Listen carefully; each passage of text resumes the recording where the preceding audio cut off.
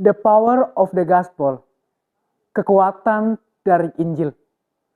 Rasul Paulus dalam suratnya kepada jemaat yang ada di Roma, dalam Roma pasal 1 ayat 16 sampai dengan ayat yang ke-17. Di situ dikatakan, sebab aku mempunyai keyakinan yang kokoh dalam Injil, karena Injil adalah kekuatan Allah yang menyelamatkan setiap orang yang percaya, pertama-tama orang Yahudi, tetapi juga orang Yunani. Ayat 17, sebab di dalamnya nyata kebenaran Allah yang bertolak dari iman dan memimpin kepada iman, seperti ada tertulis, orang benar akan hidup oleh iman. Injil dalam bahasa aslinya atau dalam bahasa Yunani, Evangelion, yang artinya kabar baik. Rasul Paulus dalam suratnya kepada jemaat yang ada di Korintus, dalam 1 Korintus pasal 15 ayat 1 sampai dengan ayat yang 4, di situ Paulus menyatakan kepada jemaat yang ada di Korintus bahwa Injil itu adalah kabar baik. Ayat 1. Dan sekarang, saudara-saudara, aku mau mengingatkan kamu kepada Injil yang aku beritakan kepadamu dan yang kamu terima dan yang dalamnya kamu teguh berdiri.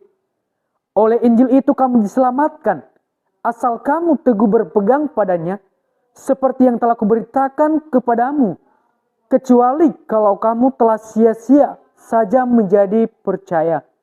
Sebab yang sangat penting telah kusampaikan kepadamu, yaitu apa yang telah kuterima sendiri, ialah bahwa Kristus telah mati karena dosa-dosa kita sesuai dengan kitab suci, bahwa ia telah dikuburkan, dan bahwa ia telah dibangkitkan pada hari yang ketiga sesuai dengan kitab suci. Jadi Injil adalah kabar baik. Kabar baik tentang apa? Kabar baik tentang kematian Tuhan kita Yesus Kristus, tentang penguburan Tuhan kita Yesus Kristus, dan tentang kebangkitan Tuhan kita Yesus Kristus. Itu adalah Injil. Apa yang menjadi penyebab Paulus sehingga ingin berkunjung ke kota Roma? Paulus rindu untuk pergi ke kota Roma untuk memberitakan firman Tuhan. Lalu yang menjadi pertanyaannya, apa yang menjadi penyebab sehingga Paulus pergi ke kota Roma? Yang pertama kita melihat alasan Paulus di ayat 16. Yang menjadi alasan pertama adalah karena ia memiliki keyakinan yang kokoh dalam Injil.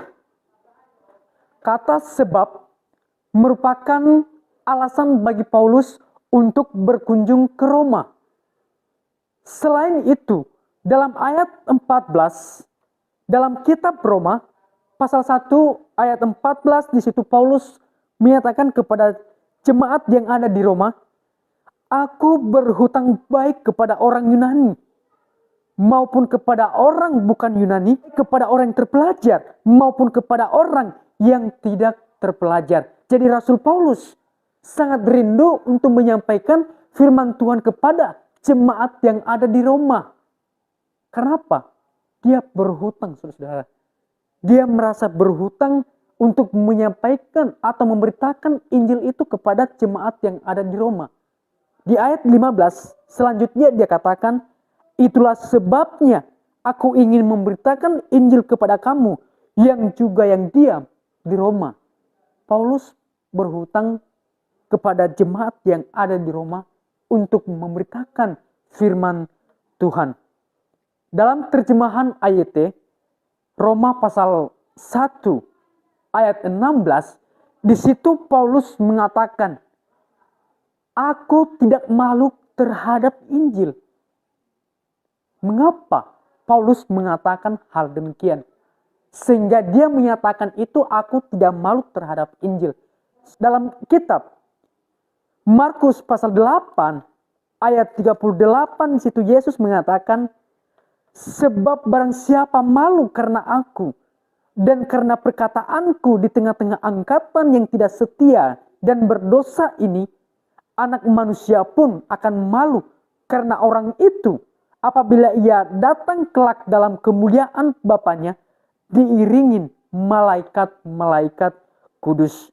Paulus tidak malu terhadap Injil. Karena apa? Yesus sendiri menyatakan bahwa barang siapa malu mengakui aku dan karena perkataanku di tengah-tengah angkatan yang tidak setia ini, maka Yesus juga akan malu terhadap orang itu.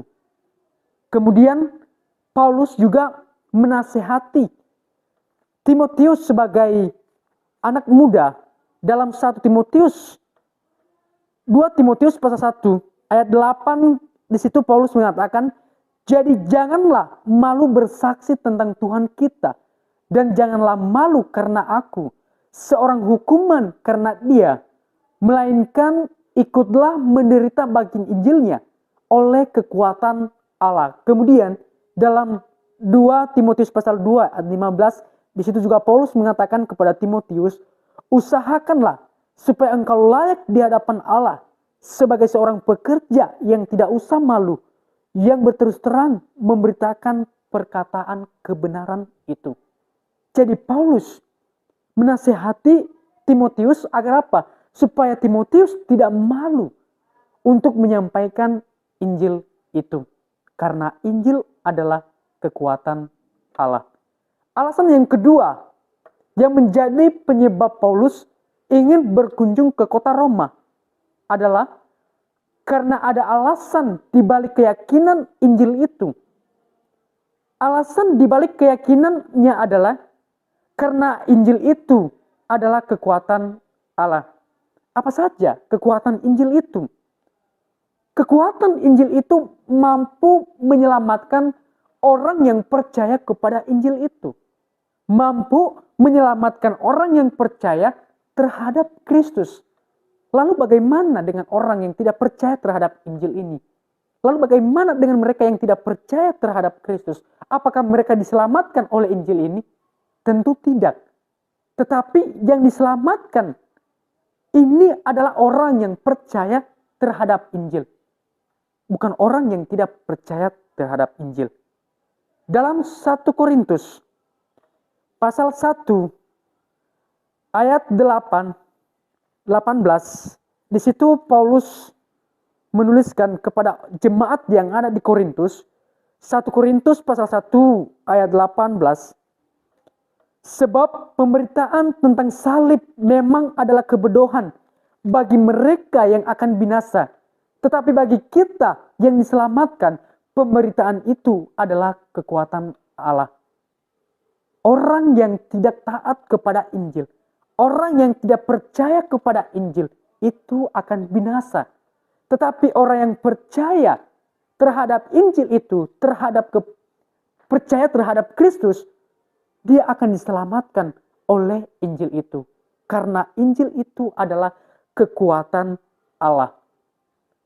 Injil itu bukan hanya sekedar informasi saja. Tetapi sebuah tindakan yang harus disertai dengan tindakan, dengan sikap kita sebagai orang yang percaya terhadap Injil itu. Keselamatan itu hanya ada di dalam Injil. Lalu bagaimana supaya orang itu diselamatkan terhadap Injil itu? Dia harus melewati 5 langkah keselamatan. Apa langkah kelima keselamatan itu? Yang pertama adalah dia harus mendengar. Dia harus percaya. Dia harus mengaku. Dia harus bertobat. Dan kemudian dia harus memberi diri dibaptis. Maka dia akan beroleh keselamatan. Ketika dia melewati kelima langkah keselamatan itu, maka orang tersebut dia akan memperoleh keselamatan di dalam Injil. Rasul Paulus dalam Filipi pasal 1 ayat 27, dia mengatakan kepada jemaat yang ada di Filipi, dia katakan bahwa hendaklah hidupmu itu berpadanan dengan Injil Kristus. Jadi Injil Kristus itu adalah kekuatan Allah.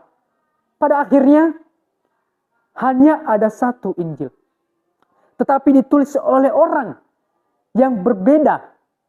Ada Matius, ada Markus, ada Lukas, dan Yohanes.